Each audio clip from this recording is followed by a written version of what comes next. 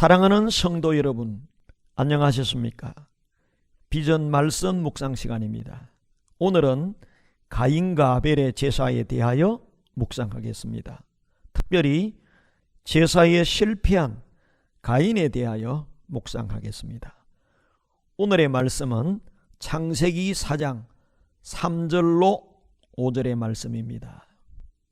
세월이 지난 후에 가인은 땅의 소산으로 제물을 삼아 여호와께 드렸고, 아벨은 자기도 양의 첫 새끼와 그 기름으로 드렸더니 여호와께서 아벨과 그의 제물은 받으셨으나 가인과 그의 제물은 받지 아니하신지라. 가인이 몹시 분하여 안색이 변하니. 아멘. 본문은 가인과 아벨의 제사와 그 결과에 대한 기록입니다. 아담의 아들 가인과 아벨이 하나님께 제사 예배를 드렸는데, 가인의 제사는 하나님께서 받지 않으시고 아벨의 제사는 받으셨다는 이야기입니다. 왜 하나님께서 가인의 제사를 받지 않으셨습니까? 제사에 실패한 가인은 어떤 인생이 되었습니까? 오늘은 가인에 대해서 조금 깊이 묵상하도록 하겠습니다. 가인과 아벨은 두 제사를 드렸습니다. 창세기 4장에는 가인과 아벨의 두 제사가 나옵니다. 타락 후 아담과 하와의 두 아들 가인과 아벨의 두 제사 이야기입니다. 가인과 아벨은 무엇으로 제사를 드렸습니까? 가인은 땅의 소산물로 제사를 드렸습니다. 아벨은 양의 첫 새끼로 제사를 드렸습니다. 이 두 제사에 대한 하나님의 반응은 어떠했습니까? 하나님께서 가인의 제사는 연락하지 않으셨습니다. 그런데 하나님께서 아벨의 제사는 연락하셨습니다. 이 사건에서 우리가 받을 수 있는 교훈이 있습니다. 우리가 제사를 드린다고 하나님께서 다 받으시는 것이 아니라는 것입니다.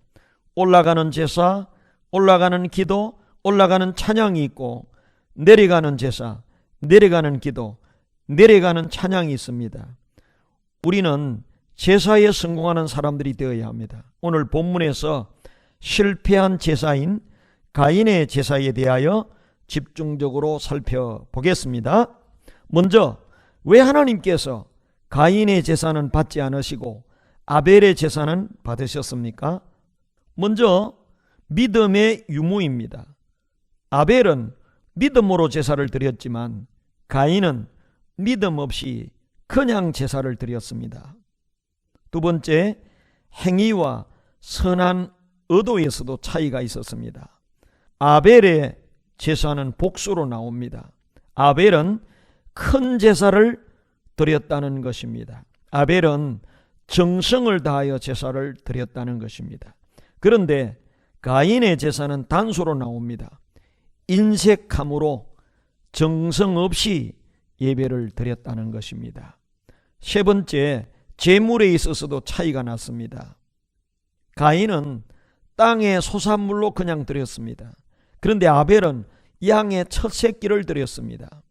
신약에서 양은 어린 양 대신 예수님을 상징합니다. 또 아벨은 피의 제사를 드렸습니다. 피의 제사는 예수님이 있느냐 없느냐를 가늠합니다. 이런 이유들로 하나님께서 가인의 제사는 받지 않으시고 아벨의 제사는 받으셨던 것입니다. 그러면 가인이 제사에 실패한 후에 어떤 비극을 일으켰습니까? 제사는 오늘날의 예배입니다. 우리는 예배에 성공해야 합니다. 가인처럼 제사에 실패하면 어떤 인생의 길을 걷게 됩니까? 제사에 실패하면 패망의 길을 걷게 됩니다. 제사에 실패한 가인은 심히 분노했고, 이것으로 인하여 최초의 살인사건을 저지르게 되었습니다. 그리고 땅에 유리하는 자가 되었습니다. 가인은 제사에 실패하고 살인자 도피자가 되었습니다. 제사에 실패하면 이처럼 무섭고 처참한 지경에 이르게 됩니다. 최초의 살인자는 가인입니다. 그런데 요한복음 8장 44절을 보면 처음부터 살인한 자는 마귀라고 했습니다. 창세기에 가인의 살인사건은 밖에서 표면적으로 촬영한 것이요, 요한복음 8장 44절은 속에서 본 내용이요, 영적으로 본 사건 기록입니다. 가인이 아벨을 죽인 것은 사단이 가인을 주장해서 일어난 사건입니다.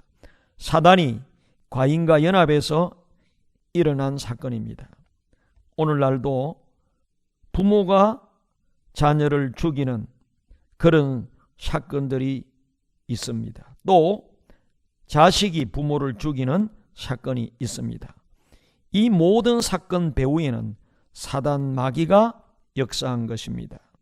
이런 살인사건이 가인 시대에 시작이 되었습니다. 이것은 그 뿌리에 가면 사단 마귀의 역사인 것입니다. 우리는 가인처럼 제사 예배에 실패해서는 안 되겠습니다. 가인처럼 제사에 실패하지 말고 하나님께서 연락하시는 참된 예배를 드리는 성도들이 됩시다.